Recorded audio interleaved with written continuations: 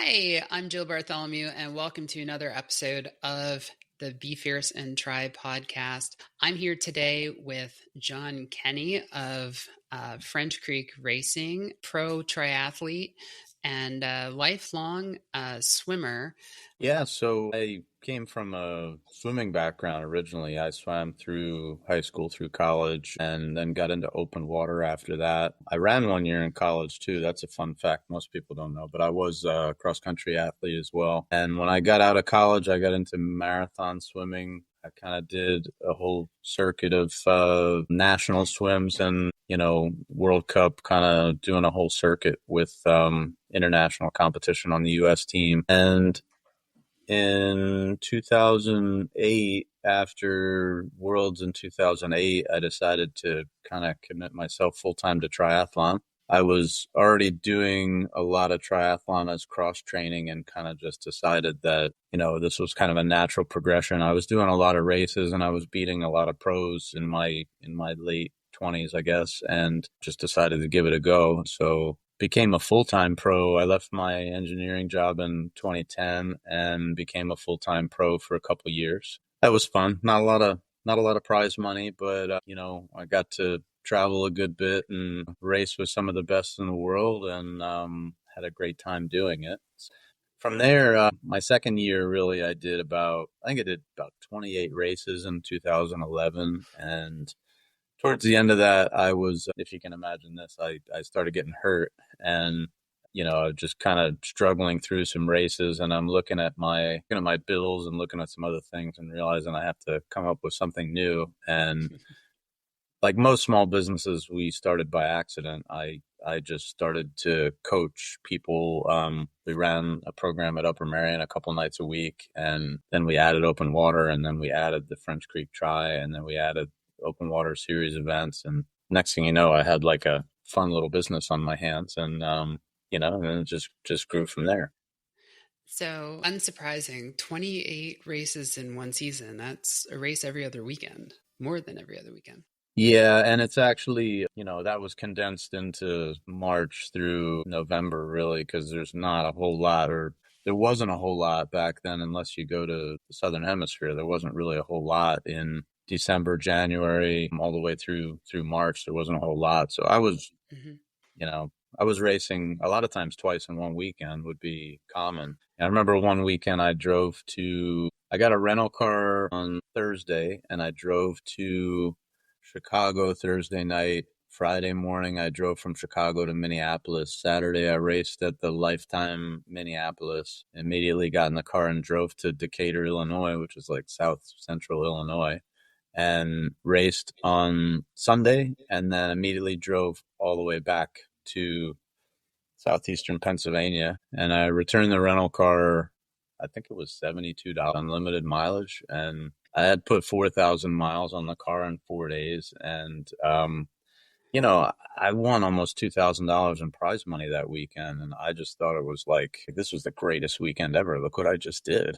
I gamed the system, Yeah, that's a lot of racing in one weekend. Yeah. But I think about that, I think my mid-50s, and I don't think I could even complete that drive and that, just doing that as a training weekend. I don't think I could do that much, even slowly now. So I had a lot more energy and a lot more of that, to drive toward racing. If, racing was what I was all about.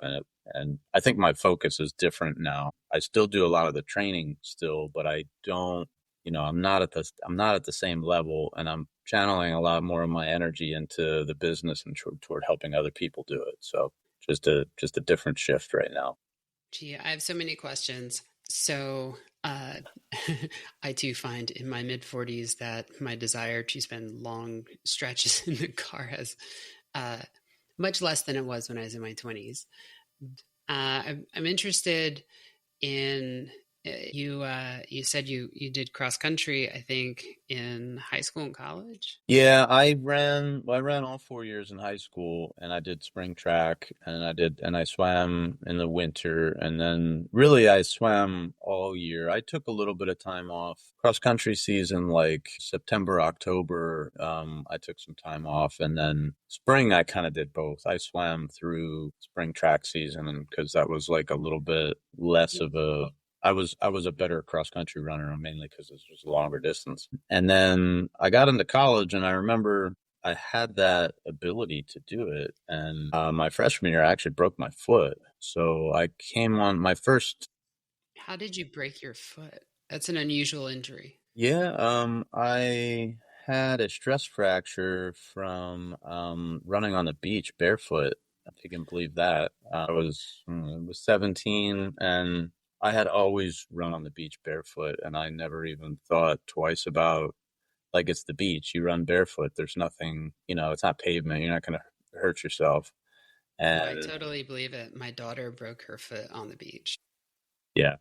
So I did this 5 mile beach run. It was the Sandblast in Wildwood. So I did this 5 mile beach run. And I would say it was 2.5 miles out and 2.5 miles Hmm. back. And it was low tide, so it was hard packed sand.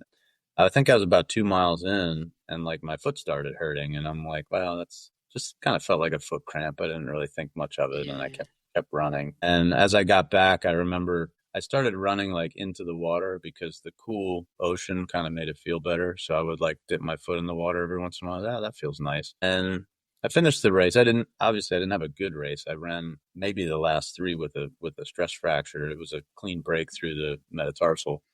And I finished the race. Yeah, I'm limping. My foot hurts, and so I'm limping around, and I'm working on the beach patrol at the time. I'm limping back and forth to from the stand to the boat, and I'm limping, limping in the water. I'm limping everywhere I go, and my captain at the time basically said, I'm sending you to the doctor to get an X-ray, and I'm like, nothing's wrong. It's fine. My foot's fine. I will go in, and it's clear as day. It's like clean break right through it, Hmm. and kind of made me. That was the point in my career, I think, where I realized that there was a such thing as self-preservation, because I didn't have that. All I had was pain tolerance and work ethic. That's all I knew. Injury was not a factor. It was just like, oh, this is just something I got to work through. So I kind of had to learn, and I learned that a few times in different ways over time, like what my body could and couldn't tolerate, which I think is really important. It's an important lesson for all athletes to learn, like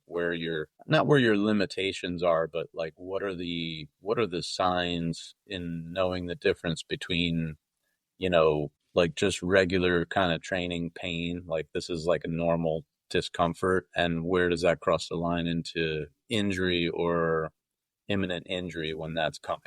So that was So, definitely a big. as a professional athlete, how did you ride that line? It sounds like you learned you weren't superhuman after all, which I think we all learn at some point, usually the hard way. I've had a few fractures of my own, but how did you adjust to protect yourself from those injuries? Well, yeah, that's a $1 million question, right? So I found that triathlon is three sports. It's three completely different activities, and you could argue there's nutrition and transitions, and there's a lot of other factors involved. But if you just break it down into swim, bike, and run, I actually looked at those three completely different. Swimming, I could swim all day long. I could swim 30 hours a week and never get hurt. I won't say I still do. Maybe I'm working back to that, but I had completely bulletproof shoulders. Maybe I swam more than anyone in the United States or the world for a 15 or 20-year stretch. I don't know. Probably not. But probably, definitely top 10 or top 20, like the amount of yardage that I put in during a 10 to 15-year period. We would swim 100K a week on a normal week, and then we'd have, you know, training trips where we do more than that. And I was training for 25K swim races, did a couple, I did around the island swim in Atlantic City was 37K. And I would do that. And then I would maybe I would take one easy day after that, and then I would be back to swimming 10 to 15K a day and doing that, pretty consistently. Swimming, I never had an issue. In fact, um, I always For those swam of us who the are day after. adult onset swimmers, that certainly is impressive and intimidating. Yeah, well, I think it's just perspective. I always hear people say, why can't I swim? Why can't I swim better? Why can't I stuck at such and such level? Why am I not getting past that? And the very basic answer, if you back up from that for a second, the very basic answer is, well, you're how many hours a week do you spend swimming, and how many hours a week are you biking and running? And usually the answer is, well, I'm swimming 2 hours a week and I'm biking 10 or 15, or I'm running 5 hours a week, and that's like, well, okay. So I think part of the problem is that in order for you to truly get better at your weakness, you have to dilute your strength in order to get better at your weakness. So basically, you have to swim more. You have to spend more time in the water. I can't tell you how many hours and how many miles I've swam, probably I've probably circled the earth a dozen times if you add up all my swimming. I don't know, It's a lot of miles. if you made it your life goal if you made it your life goal to swim that much and you stopped biking and running completely, you might never get there. Like anybody that's in their 40s and 50s, like if you made that your life goal, you might never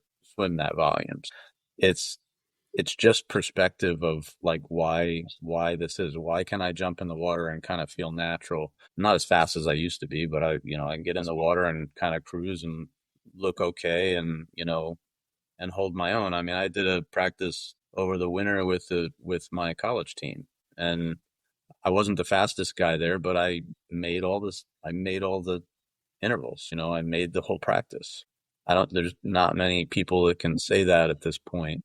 So basically, spending more time doing it is the key to that. And you don't have to swim 100K a week, but if you're wherever you are, can you increase that incrementally and build from that? And in season's kind of a different story. In season, I don't know how much you want to, but the off season is ripe for that. Like the fall, after you do your last event in the fall, that's a perfect time to really put some time into swimming, which is most people's weakness, and put time into that weakness and gain endurance and speed on your weakness. So more time in the pool is the answer. It's the answer, yeah, and it does come down to technique, but the thing that I think a lot of people don't realize is that swim fitness and muscular endurance, all the things that we're trying to gain, those things all help you gain better technique, whereas better technique does not help you gain swim fitness. So a really important point for people to kind of understand that if you can practice and have the prettiest stroke, but if you swim 2,000 yards a week with perfect technique, even elite level sprinters put more laps in than that. They put a lot more laps in than that, just because you need that muscle memory and you need some tension behind it. You need some power in that pull phase. You need to kind of practice under load. So not everything is zone one. Correct. Yes. Yeah. In fact, there's been great results with, you say like USRPT and like the kind of higher intensity. I think and especially the more competitive end, if you're trying to get faster, there's a lot to be said about going fast for a very short amount of time until your technique starts to break down. Not 100%, but at a good effort that's sustainable for 75, 100 yards.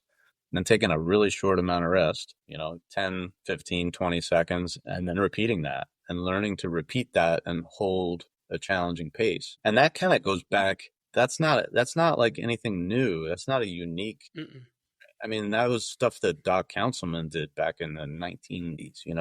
This is not new swim training technique. This is stuff that's kind of well established. Now there's there's obviously been a lot of advancement since then, but the very basic structure of that has kind of remained the same. Yeah, I find that people are willing to do the intensity, but then the rests, they end up with these very long rests in between. And I think they lose some of the benefit of the intervals by having so much rest in between. Yeah, and if your goal is to be a casual swimmer and to, not get any faster, that's fine. But I find even the people that say they're not competitive, they are. Everybody's competitive. Um, Everyone's everybody wants competitive to some degree. everybody wants to beat that person next to them at the pool. Everybody wants to do that. The people that say they're not, maybe I think most of them are kidding themselves about that.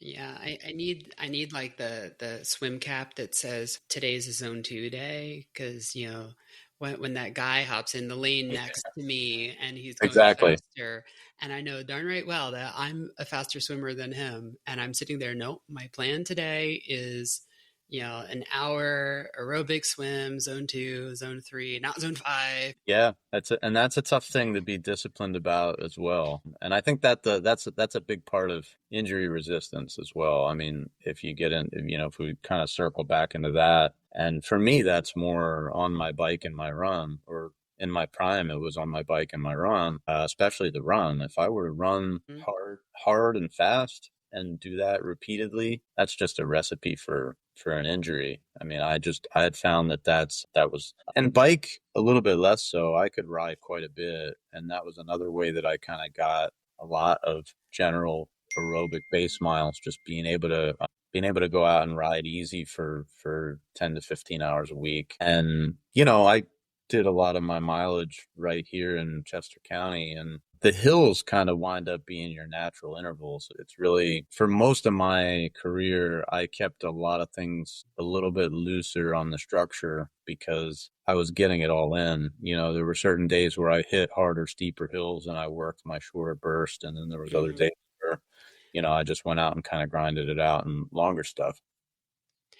Yeah, I don't think it's possible to ride easy in Chester County. Southeast Pennsylvania is not flat. That's possible. You just need really good gearing and balance, and discipline. Because I mean, we did a lot of that work at our camps. Hmm.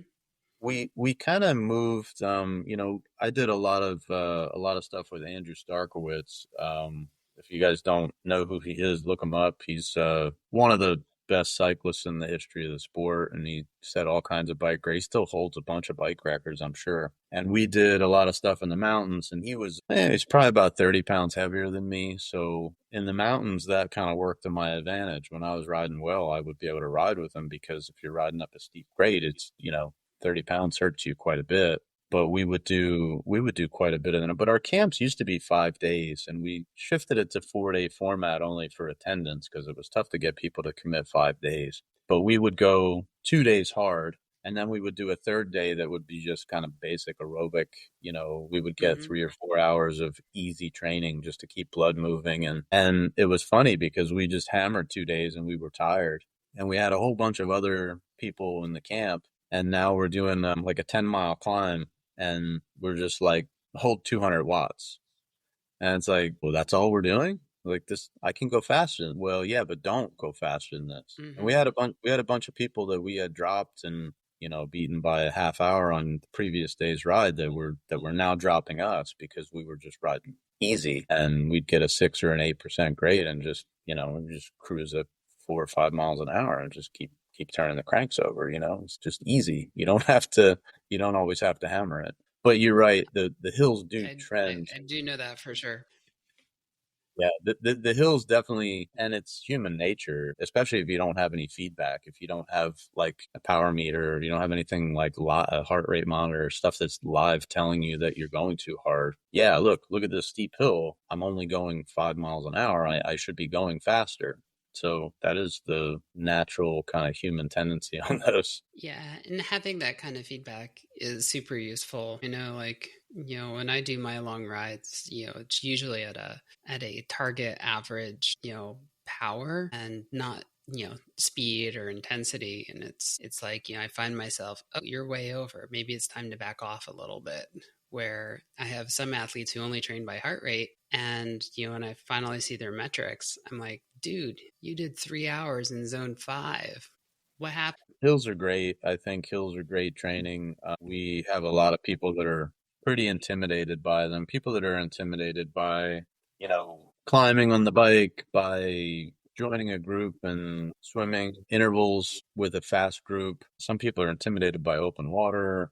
I think universally, maybe those feelings are kind of normal, but at the same time, you have to push past those things. I mean, if you want to make those gains, you really have to push past your intimidation, because that's basically that's where it begins. Pushing past your point of discomfort is basically where gains begin to occur. So it's really important to lean into that. Yeah. So you said a couple of things that are interesting. A lot of people train like 99% in the pool, and the first time they see open water is when they get to a race. How do we get more people more comfortable in the open water without a pool line? Often, you have goggles on, you're looking down, and you can't even see your hand. Yeah, an important point. I think the first step there is the pool, and I think that's where a lot of people miss it, is that the pool comes first, and you have to be comfortable in the pool, pushing past that limit. Like you said, swimming hard and then only taking your little block of rest and then going on that next interval. You have to practice things like hypoxic breathing patterns, where you're holding your breath. You have to practice swimming with a bunch of people in a lane.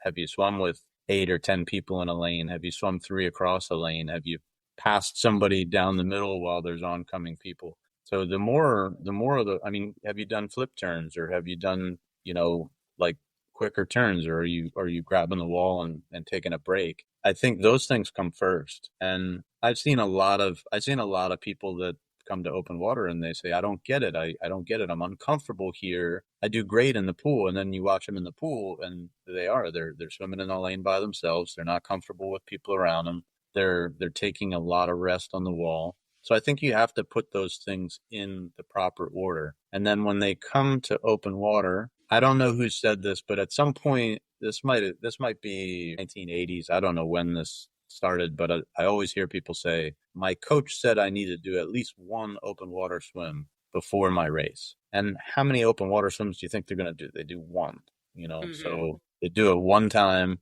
and maybe they were a little bit uncomfortable, and maybe there were only a couple of people around. And so they kind of had a little bit of space, and they were able to like paddle their way around the course and then come back. And then they come into a race and there's 500 or there's 1,000 people, whatever race they're doing. And it's like, what do I Yeah. do?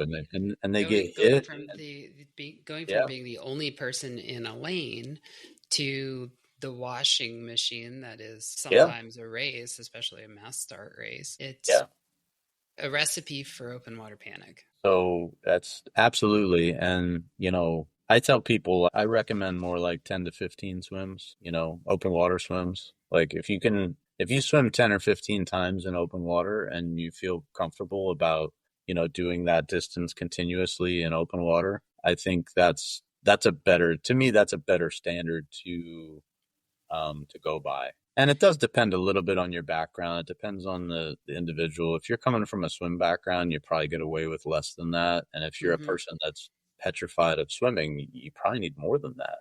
And it's seasonal too. I mean, come the fall when it gets cold out, the availability of open water swim becomes a factor. And then in the spring, it's almost like starting over again because you've been swimming for 3, 4, 5 months exclusively in the pool. And, the first time you get in that body of water, it's like, I remember this, but it's still uncomfortable because it's different. Yeah, and we're doing everything we can to kind of extend that season, and give people the most opportunity they can. We're April 1st to Halloween. There's been a few years where we've swum the first, second week in November where the water's still been 60. So we're trying to give as much opportunity to extend that as we can. Yeah, I think I We've had said to we've you, had I'll people. swim in the water until I turn blue. Yeah, well, there's a certain point where, and that's the other thing, right? Is everybody needs to assess their own ability and limitation. There's certain things that I do. I mean, I've done some things that would definitely have killed the average person. I've been stuck at the top of, what was it? I did Hollow Skyway in February and got stuck in a blizzard. And I was descending the bike and there's snow on the ground. And I'm like, yeah, this is really not good. And, you know, I Hmm. get down below the snow line and now it's just heavy rain and you're going down and who knows, you know, you're literally shivering on the bike. I'm getting off every mile and doing like 50 push-ups just to keep my body heat, you know, and Oof. I don't know, that would have killed a lot of people, I guess, right? But like I know my limitations. I know what I can do and I know when it's time to turn around, and that's a really important thing that I learned is self-preservation. So if you know that 50 degrees water is not going to work for you, then you really need to not try to do 50-degree water. Yeah, although I recently discovered the miracle of neoprene booties. Yeah. Yeah, I mean there's definitely ways to mitigate all those Yeah, things. yeah. Because you get in the water, and for me, when it's below a certain temperature, it's like my feet and my hands, And they're like on maybe fire. yeah. And that helps that, because it was even an issue like just like with a cold plunge, like a 2-3 minutes was excruciating because my feet would be on fire. Yeah. And they're not expensive. I don't know why I never bought them Right. before, and now I'm like, oh, this isn't so bad. Yeah. Yeah. It's a But good I strategy. think I think the point of like knowing where your limitations are is super important. I see folks at races all the time who haven't experimented with where their limits are, and then they get into a situation that they haven't been in before, and they end up having to take a very conservative approach, or they're over aggressive and don't have the skills, and that's when we have like falls and hospital visits, right? Yeah. Definitely Yeah. It's like I if you're in a good. try to avoid the hospital as much as possible. Yeah, It's yeah. It's not like, my favorite place. Yeah. first time I rode Lake Placid, all the forums are like, oh, be on your brakes the whole time, stay under 50 because, you don't want to fall, blah, blah. And I'm like, clearly that's coming from someone who's uncomfortable going fast downhill. So get some practice going downhill, but it's not always possible, right? Like, half the country is pancake flat. Right. Right. The rest of Yeah. us can't go more than a mile without 1,000 feet. Yeah. And you know, half the country is in a warm climate, and half the country it's open water season's real short. Yeah, yeah. I mean, that's why we do camps too. I mean, we do camps in the south, do camps in the mountains. We have a camp in the Virgin Islands for open water in the winter, and it's fantastic. It's freezing cold up in Pennsylvania, and you can go swim in 81-degree water and in the tropics. I It's don't know. Camp in what's better Virgin than that? Islands, is that Yeah. sounds like half camp and half party. I mean, it could be. I think that's the beauty of it is whatever Yeah. people are looking to get out of it. We're flexible there.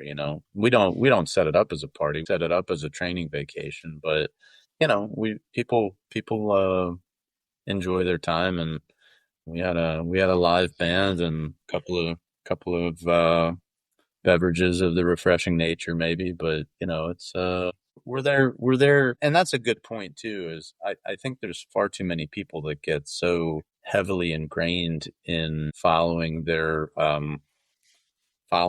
plan, and they forget that it's supposed to be fun. They forget that this is not something you have to do. Like, you don't have to do your bike ride. You can skip your bike ride, but you get to do it. You get to ride your bike, you get to swim, you get to run. Most people can't even do those things. So how great is that you get to do that?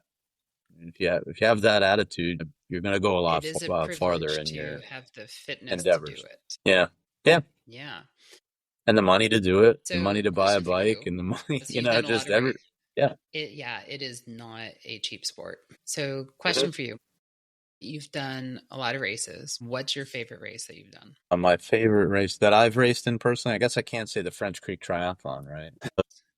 Yeah, one that I don't host, right? So, I would say swimming wise was always the around the island swim in Atlantic City. I would say that was like a yearly challenge that no matter how good your fitness was always, a crazy challenge. So that'd probably be number one on swimming. Then, um, I love the Alcatraz swim. I think the whole try really at Alcatraz, I thought was fantastic. Iconic. It's a great location. I love the weather. It was always cold air, cold water. The old Savage Man that doesn't exist anymore. Savage Man, it was roughly a half iron distance and, crazy, crazy hills on it. That was always a good one. Those are the ones coming to mind right now. Any real challenging race that's not on a hot day, I would say that's my preference. Don't like racing in the heat. Well, the heat doesn't like me, I think is more like what it is. Yeah, I mean, if I think back to all the best races I've had, especially long course, short course, I think you can kind of fake it. If it's 90 degrees and you're doing an Olympic, I think you can kind of fake that. I might only lose like 10 pounds worth of fluid in an Olympic, whereas a half like that could potentially kill you if you don't drink 2 gallons on the bike. Yeah. So, all the best races that I had in my career were on days where other athletes were shivering and putting on jackets in transition. The really freezing cold days were the ones where, because I produce a lot of heat. I turn into a faucet when it gets warm. So, the warm weather stuff that didn't treat me well over time. I mean, I held my own Mhm. on some of that stuff despite that, but definitely was not my preference. Yeah. Okay. And Okay. that goes for race directing too. We had a swim last Tuesday night, and that was the day that it was 101. And, um, I just I'm not as effective of a human being when it's like that. Yeah. I let My body doesn't work as well. My brain doesn't work as well. I just kind of generally slow down. And despite hydration and electrolyte and whatever you want to say, I'm not as effective at doing anything. When we do the frozen hair in the winter Mhm. and it's 20 degrees, that's fine. Oh, I'm that great. was a rough rate. That was a rough day last week because I led the group ride that day, and not many people showed up because it was Yeah, because it's really 101 hot. degrees. Yeah, the We heat index started is out, like 110. Yeah. yeah, yeah. We started out like, yeah, we're gonna take it easy because of the heat. And newsflash, we didn't. Um, right? We just drank a lot. But it's like standing still, it felt like you were in the oven. Moving at 20, 25 miles an hour, it felt like you were in a convection oven. So like you're cooking either way. Yeah, yeah. I mean, especially if it's in the upper 90s, that's not cooling you at all at that No, temperature. no, that was rough. But I mean, for the folks in the water, it probably was not as bad. Yeah, last week what I described the water as almost refreshing. I think it was about 80, Almost. What was 84 the water degrees. temperature? It was Like, like 84. It didn't yeah. get that hot, at least not yet as of Tuesday, but it was 84. And it feels nice when you first get in, but then once you start to move, you realize you're still sweating when you're in the Yeah, water. yeah. Yeah, you're still sweating in the water and you're not putting fluids in because you don't have it immediately Yeah. available. And Yeah, and I think that's something a lot of people miss. From my background, I remember my club. We used to swim every Saturday. We used to swim 7 a.m. to noon, and then I would get out with my high school team, and we would swim 12 to 2. And so I would get over there by 12:15 and swim to 2. Sometimes I'd have Suburban Aquatic League had meets after that. Sometimes I'd swim a meet after that at 3 o'clock in the afternoon, and it was, just you sweat. You sweat a lot, if you're swimming that amount of time and but I learned early on how important that was. I had one practice in particular where I really just couldn't, I was useless. We were doing like 25s on the minute and I was barely making them. I'm not sure, nobody understood that at the time. Like it was like simple hydration and, mhm. literally water, salt, and sugar that people didn't even know about back then. I had a few really rough practices until I realized that if I just bring a gallon of Gatorade behind my lane and I just keep drinking this, then I'll be fine. That's not a great I mean, it hydration really plan. wasn't until like, yeah, I mean, it really wasn't until like a decade ago that we started to think more critically about what we're drinking and how we're drinking it and how often versus just like, oh, I'm thirsty, go have some water. What's in it, is there, protein, what type of glycogen replenishment and all that. But Hmm. Yeah, but you realize just the volume that you sweat, and in marathon swimming, it was important, like we would feed in the water. But people doing long course races, depending on how long you're going to be in the water, it's a long time without hydration and warm water, and you gotta preload, and then you gotta get that back after you finish your swim. And you might even, I Yeah, mean, yeah. I don't know, I rarely ever see this in triathlon, but it's not a terrible idea to take something on the course with you. Like, I mean, in open water, we used to stuff stuff in our suit. You just keep a gel in your suit and take that, like, halfway through the swim. And I rarely ever see anybody do that in Ironman distance racing. I rarely ever see that, which is funny Yeah, because, every and once in a some while you people, see it, yeah, but not often. not often, not often. And it's if you're over an hour, if you're in the 115 to 130 range on the swim, that's a lot of time to go without any. Yeah, you got 2:15 to complete that swim, and yeah, I think once you get above 1:30, it's a lot of time in the water For with sure. nothing. Yep. Yeah. Yep.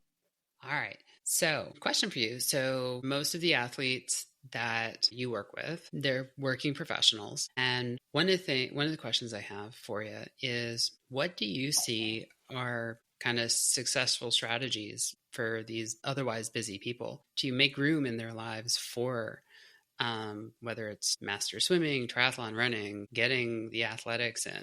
One of the comments I hear often, is when you ask people like, "Oh, I want to do this, but I can't," is just finding the space to do it in their lives because we have the same 24 hours, but we use it differently. Yeah. So I would say number one, I don't like to micromanage anybody's day or week or anybody's calendar. We have, like you said, working professionals. We have a variety of priorities in our sport and our community. There's some people that have families. There's some people that are taking care of elderly relatives. We have some people that are going to school. We have some people that are CEOs of companies that are doing really important work. For most people, this is not their number one priority. It's number two or three at best for most people. The best answer I can give you to that question is like something I've said over and over again, and it's community. It's like providing a space where people want to go, Hmm. providing something that's like a fun option where you'll see people that where you'll see smiling faces, you'll be able to talk to people and catch up to people, and you'll be able to kind of come through in this common thread of endurance sports. And we've tried to, it's a challenging thing to actually like be the architect of, because how do you do that? You kind of make the conditions right, you welcome everybody, but ultimately it's up to the people. And I think our group has done an amazing job of that. I think that we have this awesome welcoming group that is happy to have anybody, no matter who you are, no matter what your background is, no matter how fast you are. Kind of just this really diverse group of people that just are from Hmm. all different backgrounds and walks of life, and I love that. And then we've also tried to give different options, different times of day, morning, night. When we can, we do a midday session, weekends, when I can orchestrate that, we try to offer it. And so if we can give people the option, we can't make the horse drink, but we can lead the horse to water always. So that's basically what we're trying to do on Yeah. a regular basis, to trying to share the love of what we do. Yeah, for me I think personally, I'm I think what's definitely in the funny is, easier is better category. But there's an awful lot of people who are also in the opposite yeah, of like, nope, nope, I want it later. yeah.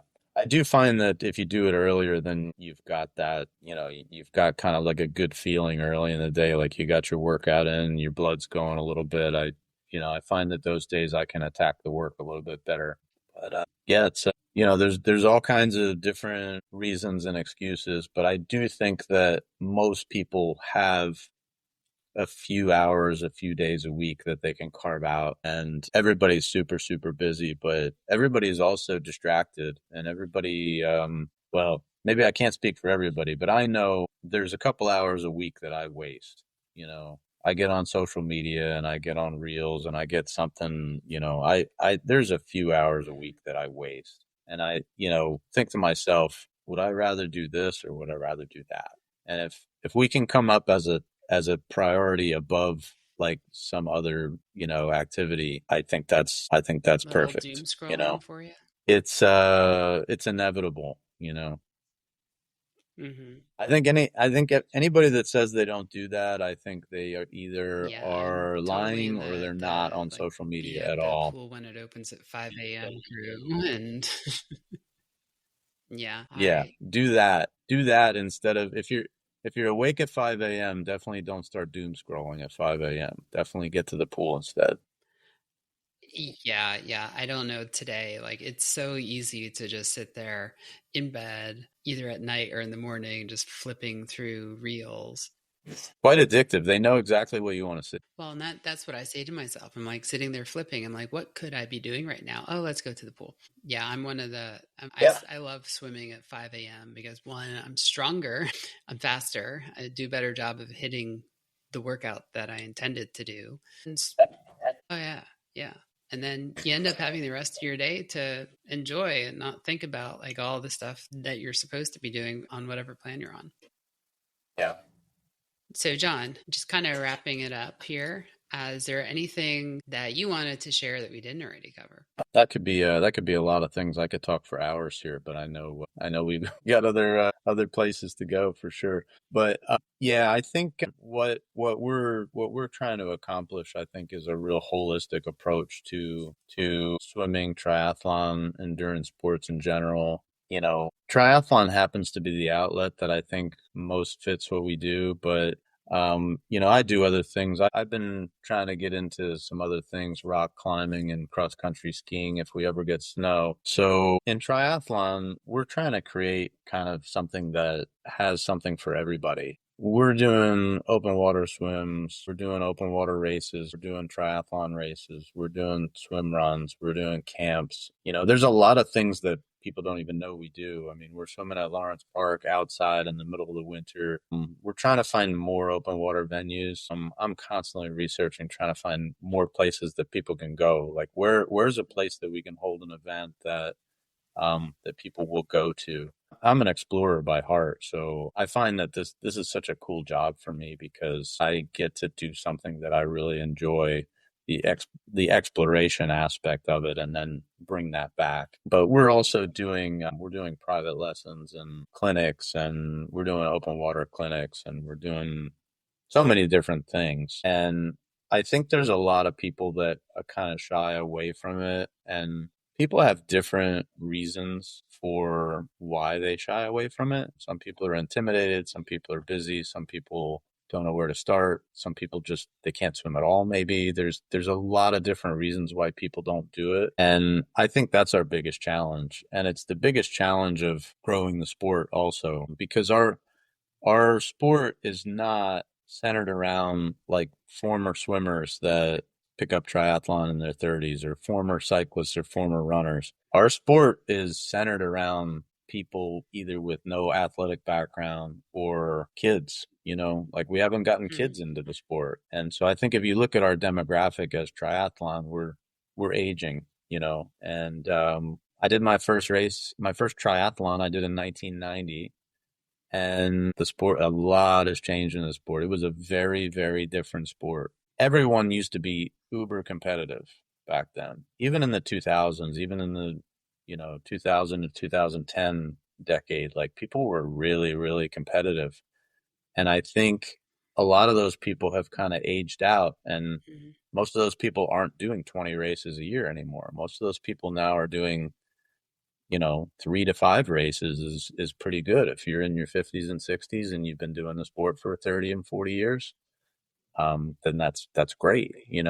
But we don't have as much youth coming up, and so I think that's an important thing. We just did a kids triathlon yesterday, or sorry, Sunday, which we picked up and acquired from another event, another group from last year. So I mean, kids are the future and beginners are the future, and we have to do everything we can to make all these things accessible. And if you're watching this and you're worried, if you're thinking like, I don't know if I can do it or not, and saying like this, talking about me like this guy's crazy, look at all the stuff he's done. I've done crazy stuff, and I've gone out and rode with pros, and I will go out and swim with a really competitive swim team.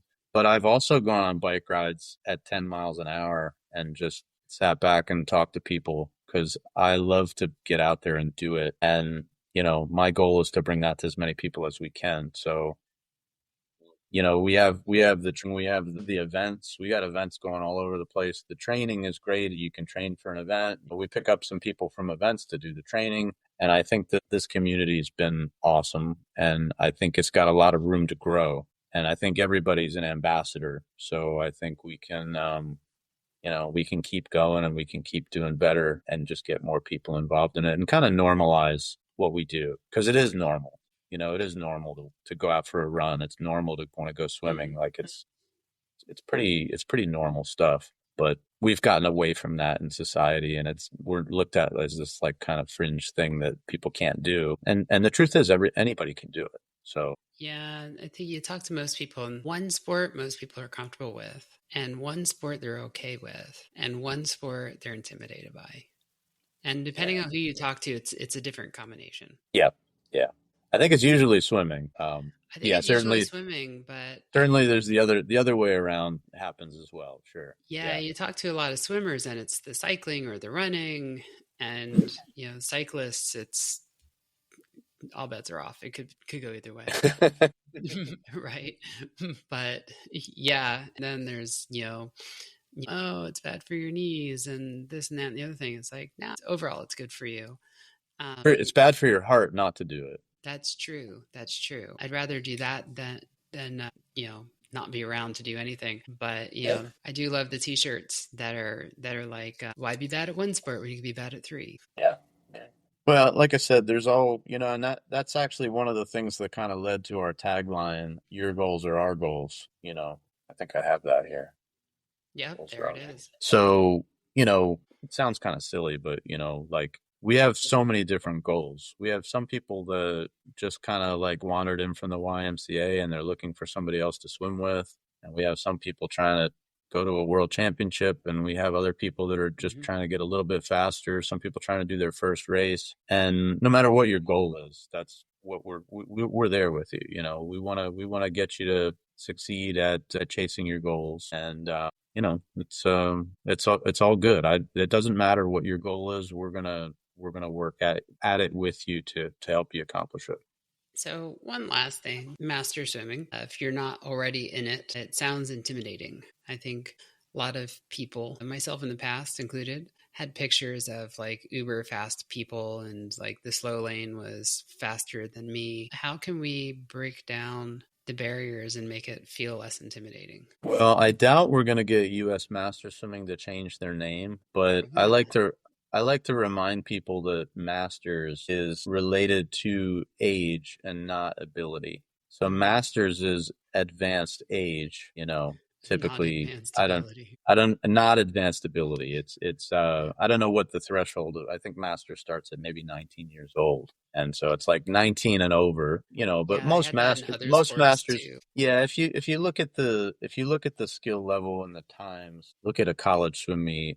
I mean, if you want to really get a good appreciation for the sport, like go to a Division I college swim meet. I mean, there are guys swimming and girls swimming incredibly fast, and it's awesome to see. But that's not what's expected. It's not what's expected out of a beginning swimmer. It's not even what's expected out of, I don't even expect that out of myself anymore. I mean, I used to be at that level, and the sport's gotten faster. Yeah, I compare my times in my prime, and I would not keep up with college swim meets anymore. I mean, they've gotten incredibly just faster and faster every year. And I think it's important just to compare yourself to yourself and not get hung up in comparing yourself to, these really high level swimmers that you shouldn't compare yourself to. So I think basically masters is advanced age, not advanced ability. It's welcoming of all people. We do have a masters team. We have an official USMS team at French Creek Racing. Most people don't belong to it. I'd encourage people to do more of that. I think jumping in a swim meet is a great way. We had probably 15 or 20 people this winter who did their first master swim meet, which is awesome. Like people doing that, something that's out of their comfort zone, like runners and bikers or total beginners that just decided they were going to jump in and just do this. And so we got people out of their comfort zone doing something cool, and then they enjoyed it. You can join the masters team and race in a masters meet. You can also just join the training group. And we don't require a master's membership to do any of our swims. So that's another thing that kind of sets us apart, is that we don't require that. It's, we have, I don't know, 1,500 people on Pike 13 right now that have done a training with us in the last year. So I would say out of those, maybe less than 100 are actual masters members. Join masters if you want the additional challenge, and especially if you want to do a meet. But it's not mandatory. All right. John, thank you very much for joining the podcast. I think we had a few technical difficulties along the way, but we'll work through them. I appreciate you taking the time and sharing both your experiences in triathlon and, talking about your camps and how people can get involved in this sport and into master swimming. All right. Yeah. Thanks for having me, Jill.